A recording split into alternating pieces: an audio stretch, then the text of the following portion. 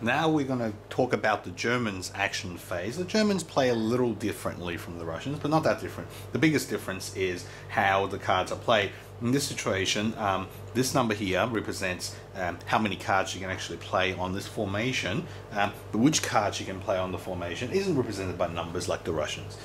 In this situation, it's just the symbol here. So this is a Panzer division, so you can play the ones with the matching symbol. So you can play these two cards. And also you can play the hero cards, which you can play on any card. And also, in this situation, I can also play this card, because he's got a general, and you can play these cards with the general symbol, hat symbol on there. And so in this situation, I decide to play this hero. Pretty powerful. I may want to play the hero instead of some of these other cards, because sometimes some Russian cards, like that commando, can randomly get rid of one of these units, and I'd rather play this quickly so that that doesn't happen and I don't lose this because of a random event. So in this situation, I can add an Inferno directly onto the Inferno. These are pretty powerful for the end of the game, and also you can add 2 motor units, which I've done here, and these are motor units, and it means that the German player for each motor unit can pick out a card. So, and once you picked out the card, you flip them over, and they become these binoculars.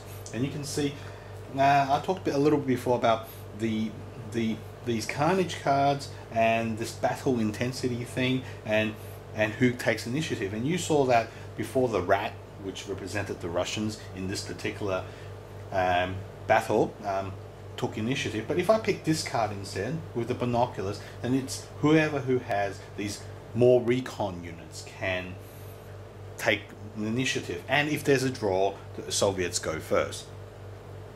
So that's the German action phase. The action rounds go back and forward, and until basically you run out of combat cards to use, or you can't play any more combat cards because you have reached the limit. The Germans have, in this particular situation, if nothing else changes or no new formations are added, can play 2 cards on this formation, and the Russians have already maximized the units played on this division, and he can still play another 2 card on this one. And when that's full and you run out of things to do, you play a whole action. A whole action is basically you pick out a Carnage card, and you look at the right section of the Carnage card, and this is a whole action, and you get to pick to do one of each. And in the Solitaire version, for the Soviet player, you don't get to pick for them. I just randomly throw dice. 1 to 3 means this, 4 to 5, 4 to 6 means this, and you apply that effect. And once that effect's applied, you get to move the skull 1 to the right. Now, and then you take turns, and then eventually this will reach the break test, and then you move on. So the battle then is over. Then you apply the break test. Okay, once the skull reaches the break test level here, the combat's over, and then you work out who takes control of the building. And so who takes control of the building is fought with dice. Now, how the dice works is that the more dice you get to throw, the more chance you've got to win the building. And during the battle, you're trying to influence how many dice you have. And what affects this break test is, or how many dice you get, is the following things. The person with the most units in the building, in this case the Russians have more units than the Germans, the Russians get a dice. And the second thing that occurs is the side with the most full strength formation, as opposed to depleted formations, also get a dice. In this case, the Russians get another dice.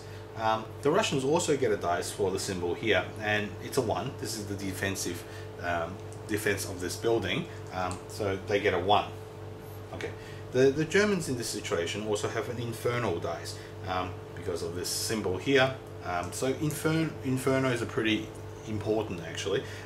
You can imagine having more formations, you only get 1 dice, and having more units, and you put all that effort in it, you only get 1 dice for that. And so having 1 inferno gets 1 dice. You can have 6 in there, and it does a little bit belittle the effects of everything else. Actually, I often find myself trying to move the fire symbol to the Inferno as quick as I can so I can get more dice, because that's ultimately how you win the game. So in this situation, the Germans only get 1 dice and the Russians get 3, and what happens is you throw the dice.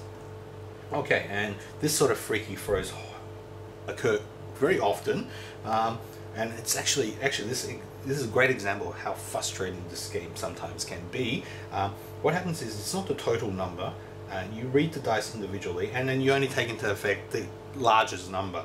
So in this situation, the Germans rolled a 6. Well, all 3 dice here roll less than a 6. So in this case, the Germans win, and the Germans basically take over the building, and this building card gets flipped over, and then you move on to the next battle, and this is all repeated. Okay, so but you can imagine this occurs often in reverse. So you can have, I can be throwing 10 dice here, and he'd be throwing 1 dice. He gets a 6, and I don't get a 6, and I just want to kill myself. So but you know, that's the roll of the dice, I guess.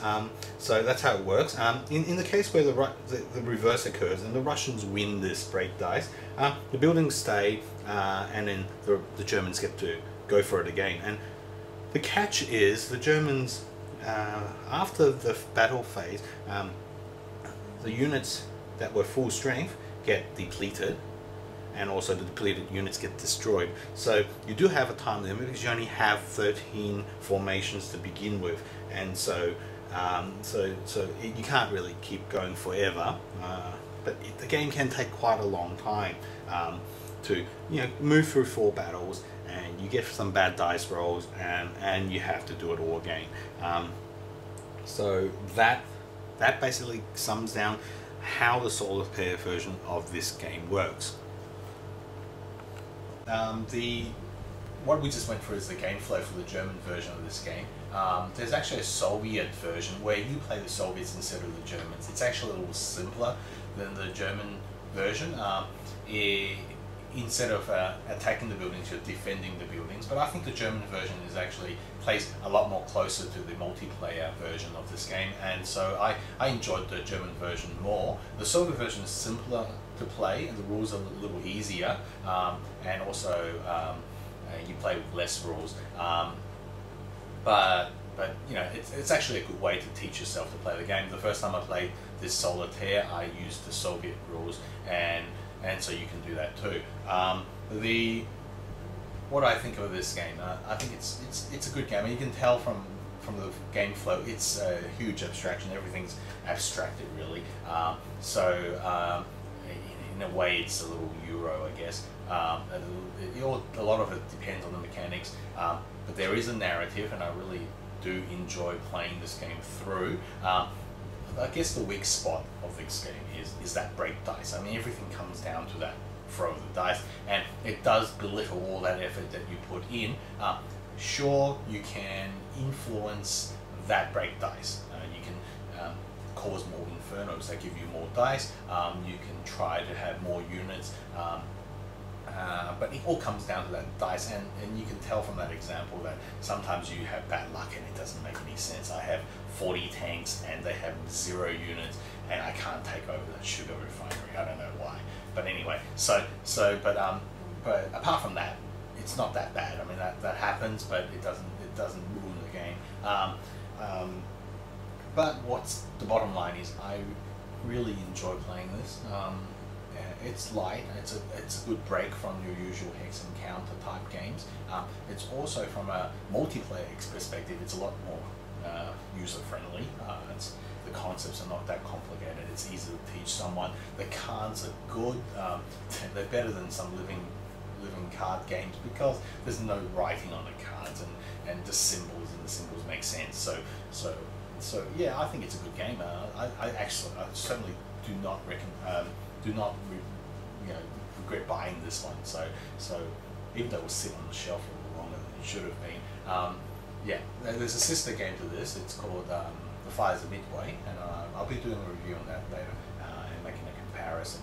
So anyway, go out. I think and yeah, kill some Germans or kill some Russians.